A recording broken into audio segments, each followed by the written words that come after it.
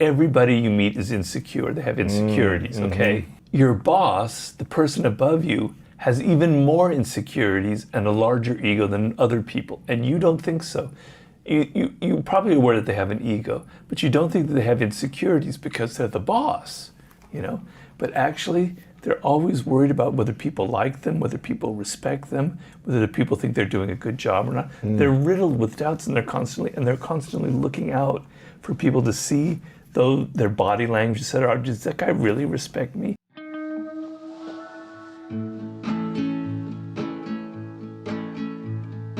I just wanna go out on a walk with you. Baby, you know I just like to talk with you. You don't have to tell me anything that's new. I just wanna go out on a walk with you. Most of us carry something no one else can detect, an internal dialogue that constantly questions our worth. These thoughts magnify our perceived flaws and transform even neutral interactions into evidence of our shortcomings. This is insecurity. What exactly happens when this voice takes hold? Why does it affect so many of us? And how does it shape our relationships with others and ourselves? The psychology of insecurity isn't discussed nearly enough, despite affecting millions. Today, we're investigating this phenomenon. We'll explore what happens beneath the surface when we feel we're simply not enough, a journey of questions rather than certainties. Maybe that could happen when you're next to me. I just wanna see the same things you can see. Insecurity often operates in private moments. It makes us misinterpret normal situations, like delayed text responses, as personal rejections. This internal critic constantly finds fault with how we look, what we say, and what we do. The result? We start seeing ourselves as insufficient and our confidence erodes. This feeling doesn't disappear in social settings. While we might appear engaged in conversation, we're simultaneously analyzing and questioning everything we contribute. After spending time with friends, we often doubt whether they actually enjoyed our company. Insecurity changes how we interpret basic social interactions. To cope, we either withdraw from people or try too hard to please them, hoping to avoid the negative judgment we anticipate from others. As psychologist Andrea Bonior observes, seeing others' highlight reels on social media often only makes us compare and feel worse, fueling even more loneliness and anxiety. Insecurity carries a heavy emotional weight, a constant sense of inadequacy, a fear that our real, flawed self could be exposed at any moment. To protect ourselves, we put on masks, presenting a confident persona to the world while hiding a fragile self within. Psychologist Carl Jung described this divide as a split between our public persona and our shadow self, the parts of us we hide or reject. And it's in that shadow that insecurity thrives. Internally, we feel painfully fragmented, the face we show versus the fears we conceal. We want to be accepted, yet we're terrified that if anyone sees our true selves, they'll turn away. We start undermining ourselves, often without realizing it. We might procrastinate or hold back on our goals because we fear failing. Psychologists often call that harsh inner voice the inner critic, or the saboteur archetype, the part of us that fuels negative self-talk, perfectionism, fear of failure, and self-doubt. In those moments, it can feel like we are split in two, a wounded child desperately seeking approval, and a stern internal judge condemning that child from within. Living with insecurity is a draining paradox. We crave connection, but feel unworthy of it. And I acted as if I was confident, but I was really an insecure, scared little boy inside. I created a fear list, and it was a long list. But one by one, I started going all in on these fears and making them a superpower, making the thing that made me feel the most powerless, the least amount of confidence in myself. I started overcoming them one by one. We might cling tightly to others out of fear of abandonment, or push them away before they can discover our perceived flaws. Either way, the result is the same, a profound loneliness. Our heart retreats to a quiet corner, convinced that no matter what mask we wear, we're alone in our imperfections. Therapists often link this inner critic to shadow work, the process of confronting and healing the hidden wounds we carry. And perhaps only by truly listening to that voice, by understanding the hurt behind its words, can we start to change the story it tells and finally begin to move toward wholeness. Because I think people are scared of being themselves because that may turn people off. Everything comes with connotations. We've been taught to be a certain way of what's normal and acceptable. Some of the oldest spiritual traditions approach insecurity from a completely different angle than psychology does. They treat it as a symptom of something deeper, a misperception about the nature of reality. Mystics from several paths describe the same idea. They say human suffering begins with a belief that isn't true, the belief that we are separate from whatever we consider sacred. In these systems, that feeling is described as a kind of illusion, an error in how we've come to see ourselves. Some mystics say that when we're born, we don't feel this split. Infants don't seem to separate themselves from what's around them. That division comes later, through language, social interaction, and the development of the ego. We start to think of ourselves as a separate unit, a self that has to survive, defend, compete, and prove its worth. That view becomes the foundation for how we experience the world, and for many, it stays in place their whole life. Sufi poets, like Rumi, say the individual is not a small part of something larger. They say that each person contains that larger whole within them. In Christianity, mystics describe a shared spiritual body, people connected through a divine source. In Hinduism, the teaching is that the true self is not different from ultimate reality. It only appears that way on the surface. All of these perspectives describe insecurity as something that grows when we forget that connection. The more we believe we are alone, the more fragile we feel, and the more we try to control how we appear or what others think of us, the more disconnected we become. These traditions also describe ways to work with that disconnection. They point to things like meditation and prayer. They're used to observe how the mind behaves when it isn't being pulled in every direction. In that space, some people begin to notice how much of their fear comes from the belief that they're alone in it. Christian contemplative texts talk about healing divisions, the kind that exist between our inner life and the face we show others, between our thoughts and physical experience. They describe the goal as integration, a return to something whole. None of this removes the pressures of daily life, but it reframes the question. Instead of asking how to be more confident, these systems ask how much of our fear comes from believing something that isn't real, the belief that we are separate. In this view, insecurity is what grows when we lose track of who we really are. Existential philosophy approaches insecurity from a different direction. Thinkers like Jean-Paul Sartre and Søren Kierkegaard explored what it means to be human when there are no fixed rules to live by. In their view, the tension comes from freedom. Sartre argued that we are not born with a purpose. We are born first and only later define who we are. His phrase for this was, "Existence precedes essence." It means that identity isn't given, it has to be built. For some, that might sound liberating, but for many, it brings discomfort. Because if no path is laid out for us, we have to choose everything, and we have to live with the consequences. When faced with that kind of freedom, people often try to escape it. Sartre called this bad faith. It's a term for the ways we lie to ourselves to avoid facing the truth of our freedom. People avoid commitment entirely. They keep their options open, but never take a stand. They say nothing defines them. This too is a form of self-deception. It denies the limits of real life, things like time, responsibility, and consequence. Both of these reactions, clinging to a fixed role or refusing to commit, create inner conflict. They protect the ego, but leave us insecure, because deep down, we know they aren't honest. We feel like imposters, even when no one is calling us out. Sartre illustrated this in his play, No Exit. The most famous line from that play is, "Hell is other people." It means that being seen can feel unbearable. We become self-conscious. We start to feel like an object under someone else's gaze. And that gaze makes our insecurity visible. The alternative, according to existentialists, is authenticity. It means telling the truth about what we value, then acting on those values, even when it's uncomfortable. Nietzsche phrased it as, become who you are. Kierkegaard said the same thing another way, to be that self which one truly is the greatest task. This kind of life isn't easy. It requires clarity, it requires effort, and it doesn't remove anxiety altogether, but it does change its shape.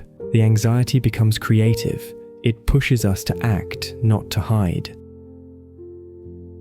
Unlike theories that explain why insecurity exists, phenomenology asks what it feels like to live inside it. What changes in a person's experience when they feel insecure? The answer starts with perception. Conversations might feel sharper, more like evaluations than exchanges. There is no physical danger, but the person still feels exposed. What's happening is a shift in attention. Instead of focusing outward, the person becomes highly aware of how they are being seen. When someone is insecure, their attention becomes shaped by fear. They expect rejection, they scan for signs of disapproval, and because of that, neutral environments can start to feel threatening. Maurice Merleau-Ponty, a major figure in phenomenology, emphasized that the body is not just a physical object, but a lived experience. He drew on the concept of the body schema, our internal sense of posture, movement, and spatial awareness. In some cases, this experience goes even deeper. The psychiatrist R.D. Laing described what he called ontological insecurity, a basic doubt about one's own being. A person in this state feels unsure of their right to exist. This often connects to early experiences where support or recognition were missing or inconsistent.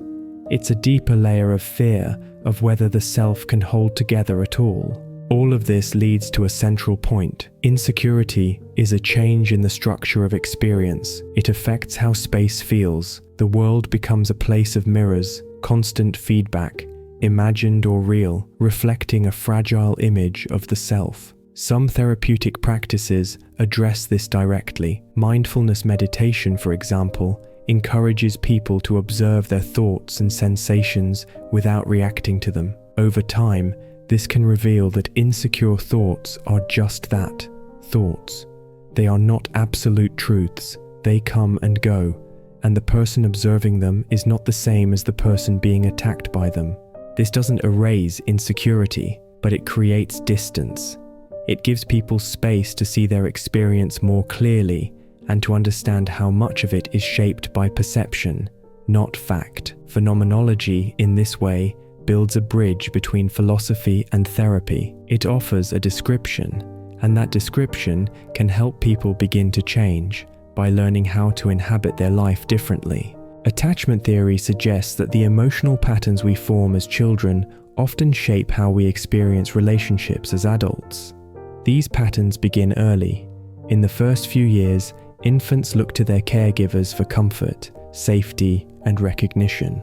The way those needs are met lays the foundation for how secure they feel in the world. When care is consistent, children tend to develop a sense of stability. They start to believe that they are valuable and that others can be counted on. When care is uncertain, distant, or conditional, the child may learn something else. They may start to feel that their needs are a problem, or that they must work to be accepted, or that people leave when things become difficult. These lessons aren't taught directly, they're learned through experience. A child doesn't explain what's happening, they just feel it, and those feelings don't disappear with age. As adults, these patterns often show up in close relationships. People who grew up with anxiety around connection may feel a constant worry that they're being rejected. They might become preoccupied with reassurance. They might interpret silence or distance as a sign that they've done something wrong. Even small conflicts can trigger a strong fear of abandonment. Others take the opposite approach. They avoid closeness. They act like they don't need anyone. They keep their emotions private. But that distance doesn't always come from strength. It can be a response to earlier experiences where vulnerability didn't feel safe. John Bowlby, one of the early researchers in this field, believed that children form what he called a secure base through reliable caregiving. Without that base, the world can feel unpredictable and the self can feel unstable. Later, those same people may struggle with low self-esteem, self-criticism, and difficulty trusting others. Psychological research has backed this up. People with anxious attachment patterns often carry doubts about their own worth. They may try to control how others see them. They may blame themselves when relationships feel strained. People with avoidant patterns often appear independent, but underneath may fear being seen too clearly or needing someone too much. These are not flaws in character, they are adaptations. They form to protect the person from emotional pain, and they can be very persistent, but they are not fixed. Therapists talk about something called earned security. It means that even if a person didn't grow up feeling safe, they can still move toward a more stable sense of self. This often happens gradually, through healthy relationships, through recognizing when old fears are being triggered by situations that aren't actually dangerous. One approach to this is sometimes called inner child work. It's based on the idea that the intense emotions people feel in adulthood are often tied to much earlier experiences. When someone panics at the thought of being left or feels crushed by disapproval, the reaction may be coming from an earlier version of themselves, a younger self that still doesn't feel safe.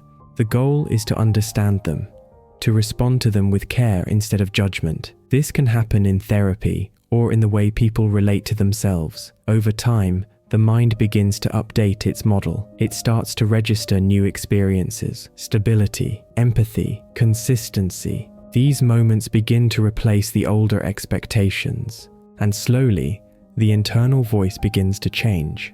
The person starts to believe that they are not too much, that they don't have to be perfect, that others can be trusted. This kind of healing doesn't mean becoming fearless, it means becoming familiar with fear. Neuroscience adds another layer to our understanding of insecurity. It looks at what's happening inside the brain when those feelings arise, and how those patterns can become automatic over time. When a person repeatedly experiences anxious thoughts, the brain begins to reinforce those patterns. Neural pathways associated with fear and self-doubt become more active, more familiar. Eventually, they can become the default. The brain starts responding to situations before the person has time to think. The reaction is based on what the brain expects. One area involved in this is the amygdala. It helps detect threats, especially social ones. For someone with a history of rejection or criticism, the amygdala can become overly sensitive. Even small signals, a facial expression, a pause, a glance, might trigger a full stress response. The body reacts as if it's in danger, even when the environment is safe. That response can include blushing, sweating, a racing heart, or a sense of panic. These reactions are real, but they aren't always accurate. The brain is trying to protect the person, it just doesn't always get it right. This might sound discouraging, but it's also the starting point for change. The brain is not fixed. It can adapt. This is known as neuroplasticity. It means that new experiences, repeated often enough, can begin to reshape how the brain responds. Studies have shown that practices like mindfulness can reduce activity in the amygdala and strengthen areas related to self-awareness and emotional regulation. In brain scans, people who consistently practice meditation show changes in how they process stress. They become better at noticing their reactions without being overwhelmed by them. There are also physical links between social pain and physical pain. In one study, participants who took a common painkiller, acetaminophen, reported reduced feelings of rejection. Brain scans confirmed that the regions associated with physical pain also lit up during social exclusion. The overlap is striking. It suggests that insecurity doesn't just live in thoughts, but also in the nervous system. This doesn't mean we should try to medicate our way out of insecurity, but it helps explain why those reactions feel so intense. The body interprets rejection as danger. That knowledge can change how we respond. Understanding the roots of insecurity is important, but insight alone doesn't always lead to change. Knowing where a belief came from doesn't automatically make it disappear. Change usually comes through practice, something consistent, applied in daily life. Psychologists and spiritual teachers both emphasize the same principle. The way we talk to ourselves matters. That inner voice becomes the background of experience. If it's harsh, everything feels harder. If it's steady, even difficult situations feel more manageable. Athletes use a visualization practice to prepare for competition. In the context of self-worth, it means picturing yourself handling a difficult situation with calm and clarity. You're not pretending to be perfect. You're giving your mind an image of success to work with. There's also a method drawn from acceptance and commitment therapy called cognitive diffusion. When a negative thought arises, like "I'm a failure," you add a simple phrase in front of it. "I'm having the thought that I'm a failure." This shifts the relationship. You're observing the thought. It reminds you that the thought is not the full truth. It's just something the mind produced. Some people take this further by giving their inner critic a name or a voice. This might sound strange, but the idea is to separate from it slightly. If that voice always sounds like a scolding parent or a sarcastic stranger, naming it helps draw a boundary. Progress doesn't unfold in straight lines. Some patterns take years to loosen. You might think a fear is gone, and then something small brings it back. It is not failure. It's part of how change works. You'll probably revisit the same thoughts more than once, but each time you'll be standing in a slightly different place.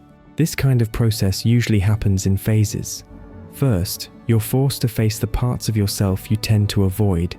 Then comes a period of making sense of what you've realized. After that, you start putting the pieces back together. Your mind begins to adjust. These small actions build on each other. Your nervous system gets used to the change. Eventually, the negative thoughts lose their grip. Insecurity is still there, but it doesn't control you like it used to. The goal isn't to eliminate it completely. Everyone has doubts, even confident people. The difference is whether those doubts take over or just move through without changing who you are. By doing this work consistently, you're building a more solid foundation, one that doesn't rely on having everything under control. You start to see what's real underneath the surface, not some perfect version of yourself, but someone who's learning, improving, and making clearer decisions. And once you've gone through this process, you can spot the same struggles in others, not to judge, but to understand, because you've been there and you know it's possible to move forward. So change is all up to you. You get to choose what you do next.